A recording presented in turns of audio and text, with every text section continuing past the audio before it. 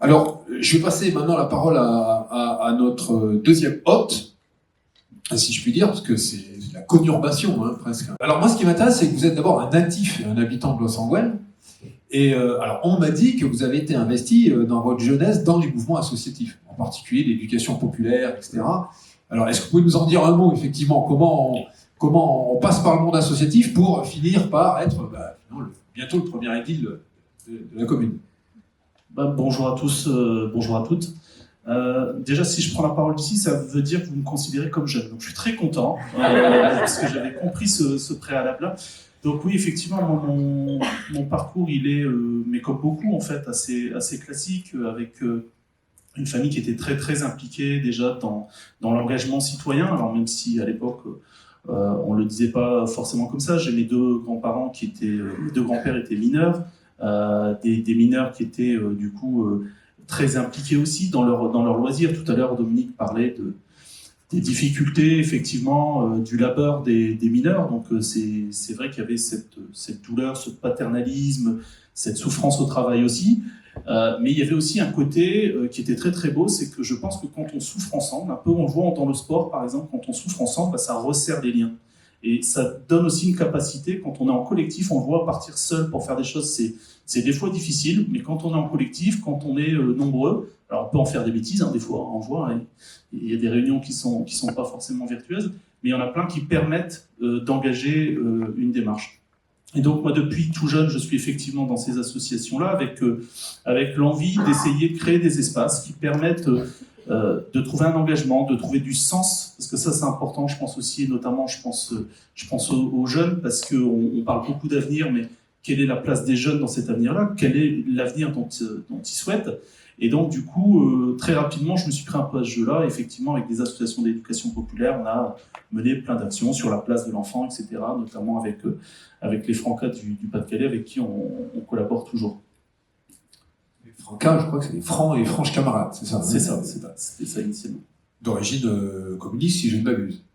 Socialiste ou communiste? Un peu des deux. Un peu des deux, voilà. Ah, mais ça me rappelle...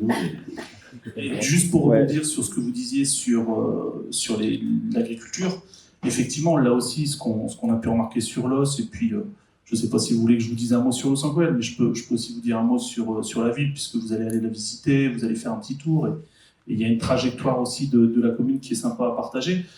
Sur les agriculteurs, ce mouvement-là, effectivement, c'était une prise d'initiative de la ville pour essayer d'accompagner un agriculteur qui part à la retraite et d'en faire une opportunité collective pour pouvoir se lancer. Et d'ailleurs, dans les premières expérimentations, et ça, on avait travaillé avec l'ami Dominique, c'était de voir dans quelles conditions le risque était diminué pour trouver une capacité collective à se lancer. Et donc, cette expérience collective crée du lien, c'est ce qui est important, amène des résultats, puisqu'on a 13% de terres qui sont en bio, et ce collectif-là continue, et ça va évoluer. On sait que dans les 2 ans, on passera à peu près à 40% de parcelles en bio. Au niveau de l'histoire de Loges, juste pour le partager, effectivement, je ne vais pas retracer le parcours d'Émile, mais qui est quand même un point de résilience, un point où on a touché quand même le fond, notamment au moment de la fermeture des puits de mine. Et ce qui est intéressant dans l'histoire de l'os, c'est que c'est la culture, c'est par la culture qu'on a commencé à essayer d'engager une résilience, du coup un rebond par rapport à cette fermeture de puits de mine qui était annoncée et qui nous annonçait 2 catastrophes. La première catastrophe, ça a été très bien dit par Dominique, je ne le dirais pas mieux, c'est cette catastrophe humaine, avec des gens qui, moi, mes grands-parents, je les ai vus mourir de la silicose, dans d'atroces souffrances, faut aussi se dire les choses, et donc dans quelque chose où le travail qui était fourni n'était pas rémunéré, n'était pas juste par rapport à l'investissement qui était donné. Et puis aussi des conséquences dramatiques pour l'environnement, des conséquences sur l'eau, des conséquences en termes de pollution, des conséquences en termes d'affaissement minier. Il y a des endroits dans Los Angeles, si vous y passez, notamment si vous passez à côté de la Poste, vous penserez à moi, on a un grand mât de 15 mètres de hauteur où il y a eu des affaissements. C'était 15 mètres plus haut il y a fin des années 90. Donc il faut gérer effectivement cette crise humaine et ces difficultés environnementales. Et pour pouvoir lutter et pour pouvoir essayer de rebondir, il y a une petite anticipation par les élus de l'époque, notamment c'était le papa de Jean-François Caron, Marcel Caron, qui avec beaucoup de lossois engagés se sont appuyés en fait sur la culture. Et du coup, quand on dit la place de la culture, pour l'os, elle est importante parce que l'idée, c'était de dire, il y a une catastrophe qui arrive, comment on va s'en sortir en assumant notre histoire, puisqu'il ne peut pas y avoir de sens, il ne peut pas y avoir d'évolution, de transition dans un nouveau modèle si on se renie.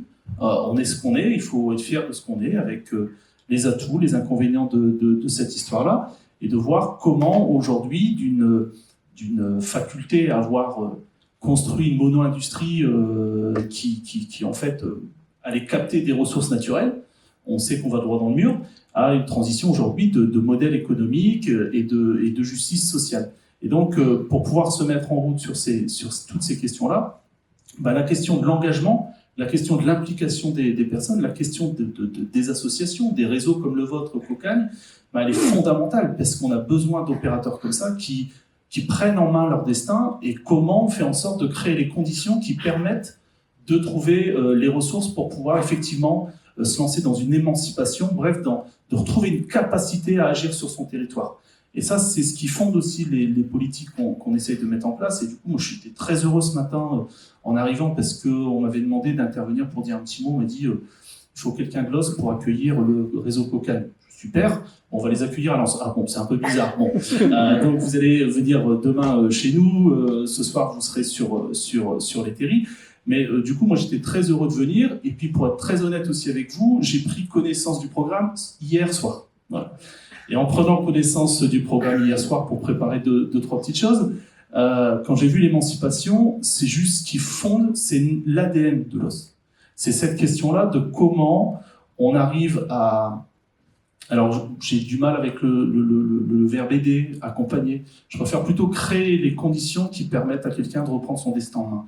Et quand je vois des structures comme les vôtres qui travaillaient sur les questions d'insertion, notamment, je pense que ce sens-là, il faut absolument l'avoir en tête pour essayer justement... Il y a Latifa Ibziaten, par exemple, qui est la maman j'ai oublié le nom de son... Imad Ibziaten, qui était son fils qui a été tué par Mohamed Merah.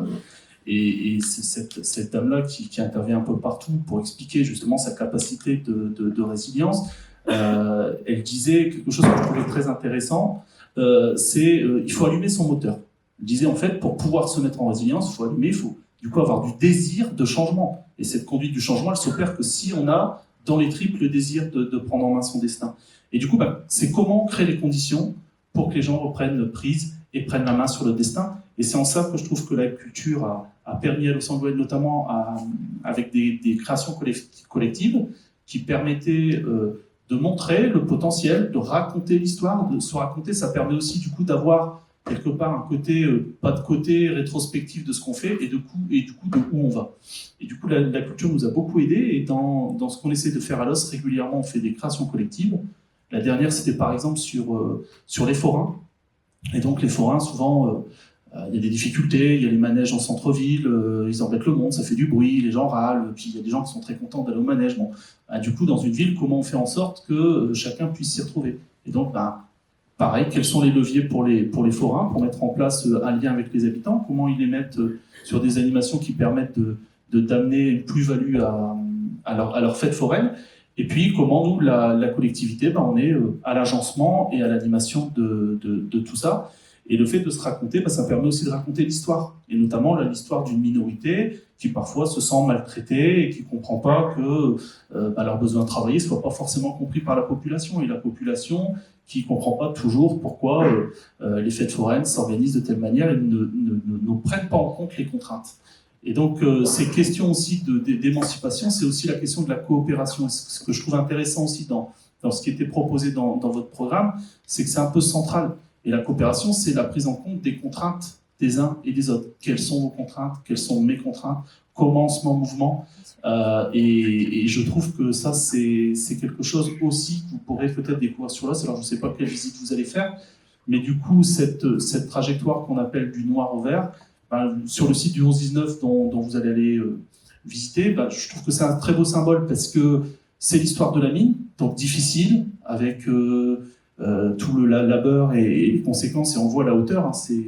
Quand on est au pied de terri, ça donne un peu le vertige. Quand vous le montez, moi je vous propose de le monter, puis montez-le un peu vite, vous verrez l'effort et vous comprendrez aussi l'effort que faisaient les mineurs quand vous arrivez en haut, qu'on a fait les 186 mètres. Et puis en même temps, quand vous allez regarder autour de vous, vous allez voir des bâtiments avec des toitures solaires, vous allez voir la biodiversité qui s'est développée de manière très intense. Et du coup, elle symbolise bien cette trajectoire du noir au vert et de comment les gens peuvent prendre en main leur destin dans des modèles du coup différents. Voilà.